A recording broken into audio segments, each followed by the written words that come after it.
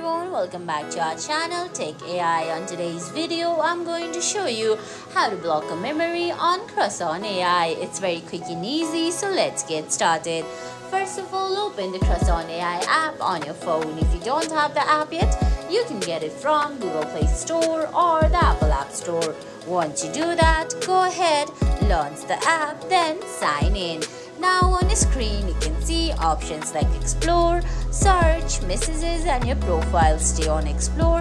Now under Explore, you can see three categories. There's Mass, Explore, and Memories. Tap on Memories, then you're gonna find a bunch of memories.